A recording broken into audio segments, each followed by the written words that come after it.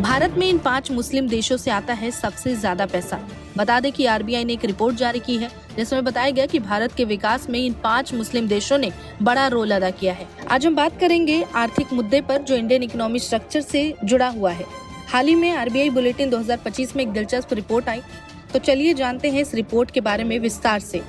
सबसे पहले बता दें, रिमिटेंस का मतलब क्या है। रिमिटेंस उस धन को कहा जाता है जो प्रवासी श्रमिक अपने घर परिवार को भेजते हैं। ये आमतौर पर विदेशों में काम करने वाले भारतीयों द्वारा अपने परिवार को भेजी जाती है। अब बात करते हैं उन देशों के बारे में जिनसे भारत को सबसे ज्यादा रेमिटेंस प्राप्त होते हैं। ये है गल्फ कॉरपोरेशन काउंसिल यानी जीसीसी के देश। इन देशों में शामिल है यूएई, सऊदी अरब, कतर, ओमान, बहरीन। इन खाड़ी देशों में लाखों भारतीय काम करते हैं, खासकर श्रमिक वर्ग से जुड़े लोग। इन देशों की अर्थव्यवस्थाएं काफी हद तक भारत के श्रमिकों पर निर्भर है और यही वजह है कि भारत को भेजे जाने वाली कुल रेमिटेंस में इन देशों की हिस्सेदारी काफी बड़ी होती है। अब बात करते हैं आरबीआई बुलेटिन 2025 में दी गई रिपोर्ट के बारे में। इस रिपोर्ट के अनुसार 2023-24 में भारत को भेजे गए कुल रेमिटेंस का लगभग 38% हिस्सा खाड़ी देशों से आया। इसका मतलब है कि इन देशों ने भारत को लगभग 38% धन भेजा। अब हम 1108.7 बिलियन डॉलर का 38% निकालें तो वो है 45.10 बिलियन डॉलर। अब जब हम इसे भारतीय रुपयों में कन्वर्ट करेंगे तो ये 3896.3 बिलियन भारतीय रुपए होगा, जो इंडियन इकोनॉमी के लिए एक बहुत महत्वपूर्ण योगदान है। अब सवाल उठता है कि रेमिटेंस भारत की अर्थव्यवस्था के लिए क्यों इतना जरूरी है। सबसे पहले रेमिटेंस भारतीय परिवारों के लिए लाइफलाइन का काम करता है, खासकर ग्रामीण इलाकों में। इसके अलावा ये इंडियन इकोनॉमी में एक स्थिर फॉरेन एक्सचेंज रिजर्व्स की मदद करता है और भारत के चालू अकाउंट्स घाटे को कम करने में मदद करता है।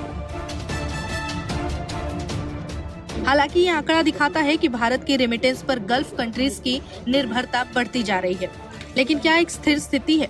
खाड़ी देशों में भारतीय श्रमिकों की स्थिति लगातार बदल रही है, जैसे नई नीतियां, वीजा नियम और रोजगार अवसरों में बदलाव। खाड़ी देशों संयुक्त अरब अमीरात, सऊदी अरब, कतर, ओमान और बहरीन में यूएई भारत में पैसे भेजने के मामले में नंबर 1 पर है।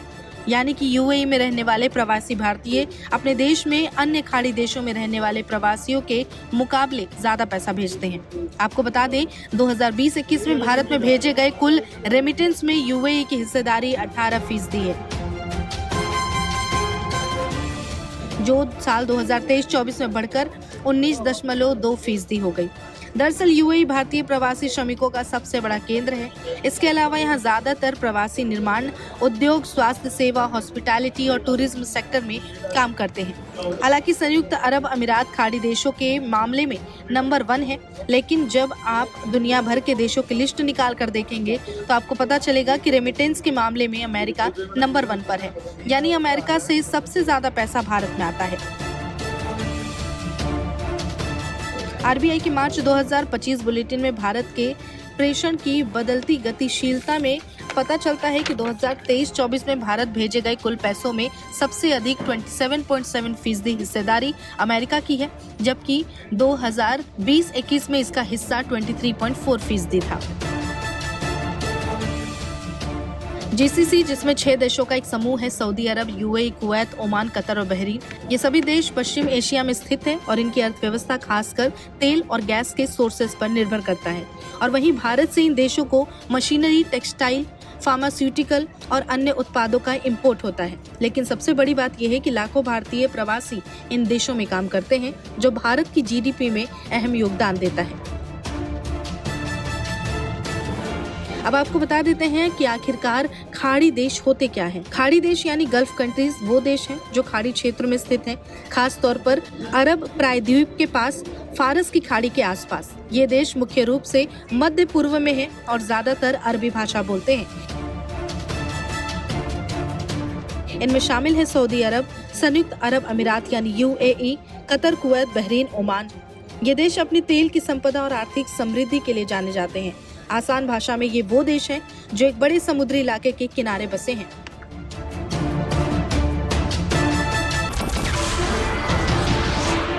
नमस्कार, मैं हूं मानक गुप्ता।